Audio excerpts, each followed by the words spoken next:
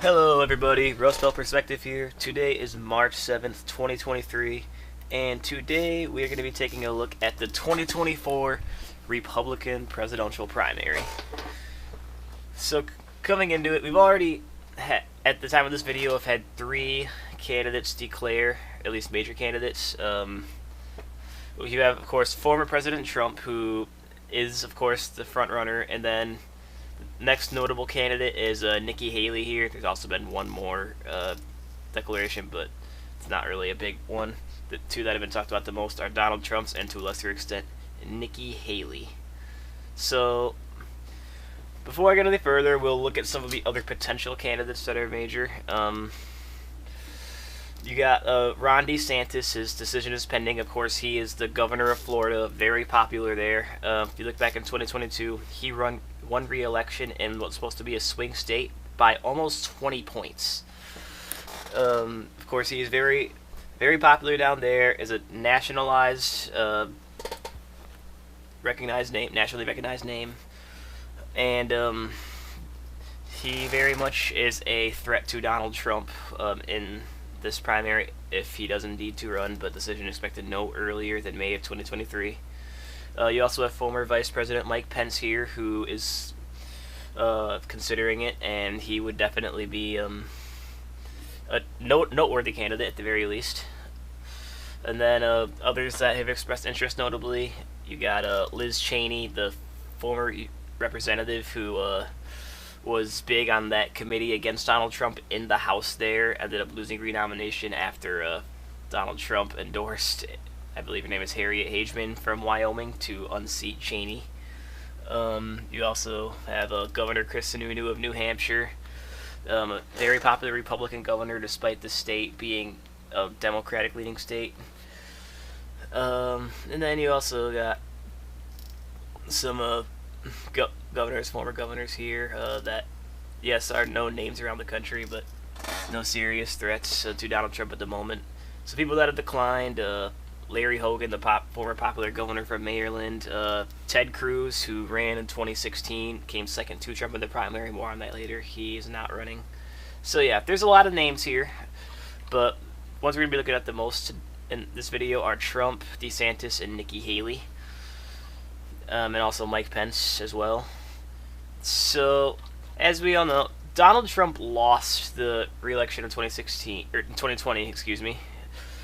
But he has maintained his grip on the Republican Party to an extent. There are a lot of people who do not want Trump, but Trump could do what he did in 2016 to win this again. Right now, the polling has Trump in the lead here. DeSantis is easily in second place, but he, as you can see, there definitely is a gap between him and former President Donald Trump. But it's interesting here because when we look at the polls, yes, you see Donald Trump, when put up against Ron DeSantis, Nikki Haley, Mike Pence, or other candidates, he wins almost every time. But when you add some of these numbers up, you know, you got 30% for DeSantis, 6% for Haley, 7% for Pence. You add that up, that's 42%, I believe, 43%. You add the 9% with the other, 43 plus 9. That's 51%. That's the majority of the Republican Party not wanting Donald Trump. You know, you can say the same thing here, like 31 plus 9 plus 6. That's more than 41%. I could keep going down this line, and you will see that. Donald Trump is winning, but the majority of the Republicans that are answering to these polls want somebody besides Donald Trump as the Republican nominee. Nikki Haley declared in February, and you see something notable about that is a lot of these polls leading up to her candidacy, she was getting like 4, 5, 6, 7%. They have consistently gone up since then. Like, her worst poll is 6%, but she's getting a lot more 8s and 9s in there. So the fact that she did declare has helped her candidacy. So if you look at Ron DeSantis versus Donald Trump head-to-head, say it's just one-on-one between them, it gets a lot more interesting. yes, Trump has won some of the more recent polls in mid-February, but DeSantis also did win one. And you scroll down the line here, for a while there, DeSantis was taking the cake here, and it's been back and forth. So yeah, again, like I said, the gap has widened recently, but that was just over one period of time. This is by no means an easy win for Donald Trump if it was one-on-one with DeSantis. So you look at other candidates, Mike Pence, Donald Trump is beating big time. I don't see Pence as a serious threat to Trump at all. Though Pence has not declared he is going to run yet. If you look at polls besides Donald Trump's, or like polls without Donald Trump in them, as this one says, right now, DeSantis is far and away the leading candidate. So that goes to show that DeSantis, right now, without Trump, definitely seems to be the next favorite. Nikki Haley, what color is she? She's kind of far down there. Mike Pence and other / undecided is what's next. So like, yeah, you got DeSantis, then you got undecided, and then you have Pence, and the gap there is pretty big. Yeah, DeSantis wins the majority of these polls, where you have other here, you got Pence in a couple of them, but for the most part, DeSantis is winning these polls big time. So yeah, the thing is, what Donald Trump was able to do in 2016 was, at the beginning, not a lot of people wanted to see Trump win, but there were a lot of major challenges to Trump. Senators Ted Cruz, who is not running in 2024. You got Senator Marco Rubio, who I do not believe is running in 2024. He's listed as a potential candidate, but he has not declared or even publicly expressed interest in that. You got the former Ohio governor who was popular, and John Kasich. And then you have people like Jeb Bush, who was the brother and son of 2 former presidents, respectively. But yeah, so like there were a handful of major candidates for this, for the Republican Party, and Donald Trump was able to cut up the middle on all of that. And he, one by one, was able to pick all of these guys off before he knew it. It was like a one-on-one between him and Cruz, with Trump winning big. People liked to see that there was a businessman, non-politician, who had some different ideas. Republican Party wanted that, and that is how Trump was able to win.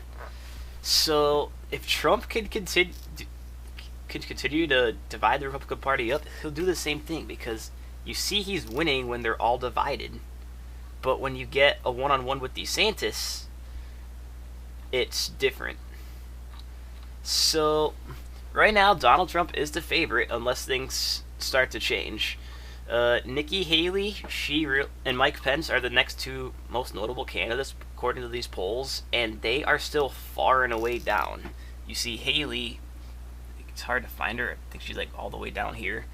And yeah, Pence, what is he, blue? He's pretty far down the list too. It's Trump way up top, DeSantis is a comfortable second, and then you just got all the candidates kind of just all at the bottom here. But like I said, Nikki Haley's percentages have gone up as soon as she declared. So that makes me wonder, if DeSantis were to declare in spring or summer, whatever it might be, would his percentages go up too? Because yes, Trump got 43, DeSantis got 31 in this poll right here, for example. If DeSantis' numbers went up, how much closer would he get to Donald Trump? You'd have to imagine it would be by at least a few points, if not more. So, if Haley and Pence were to drop out, and it's just these 2, it's very close. And now, if DeSantis were to declare, that's another thing that could help his cause here. So between Trump and DeSantis, it is very close. If it's one-on-one. But again, if it's divided, Trump could take the cake. He'll do the exact same thing he did in 2016. So that's kind of where the Republican primary stands right now. And that's pretty much all I got to say. Don't need to repeat myself any more than I already have. But yeah, thank you guys for watching. I'm going to have some more presidential election predictions I uploaded one yesterday in a rematch of Trump versus Biden. I plan to have more that involve Trump and Biden, and maybe even others such as Nikki Haley or Mike Pence in future videos. But yeah, thank you guys very much for watching. This is Rust Belt Perspective, signing out.